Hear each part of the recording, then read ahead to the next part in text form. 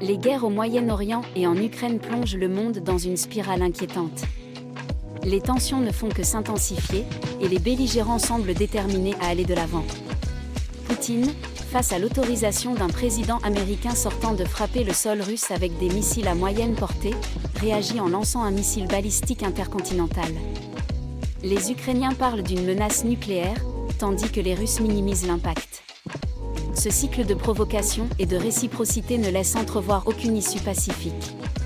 Chaque mouvement sur l'échiquier international semble alimenter un feu déjà incontrôlable. La déclaration du dirigeant russe révèle une stratégie bien calculée.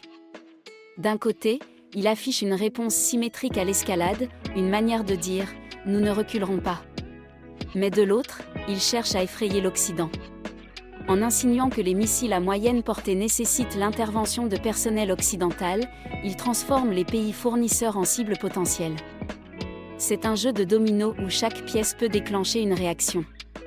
Cette manœuvre vise à semer le doute et la peur, tout en renforçant sa position sur l'échiquier international.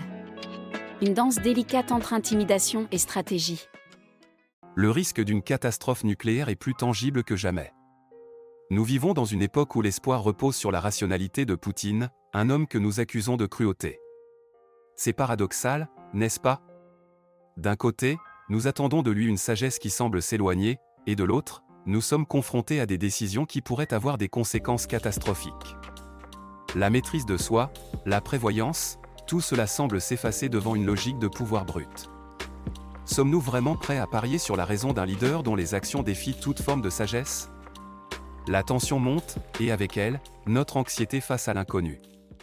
Nous avons cru, à tort, que les sanctions suffiraient à plier la Russie rapidement. Les déclarations de l'époque nous ont trompés.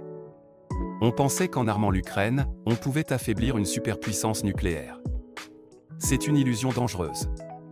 La réalité est que la Russie a su s'adapter, et la guerre par procuration a des conséquences bien plus complexes que prévu. En sous-estimant la résilience de Moscou, nous avons ouvert la porte à un conflit prolongé, avec des enjeux globaux qui dépassent nos attentes initiales. Il est frappant de constater que, d'un point de vue psychologique, cette guerre révèle un effondrement des inhibitions chez une génération qui s'éloigne de la mémoire de la Seconde Guerre mondiale. Les horreurs d'Hiroshima et de Nagasaki semblent s'estomper, laissant place à une réponse plus brutale. Nos pères, face à elle, empire du mal, russe, avaient choisi la dissuasion non belligérante, cherchant à établir un équilibre précaire. Aujourd'hui, cette approche semble oubliée, remplacée par une escalade des tensions.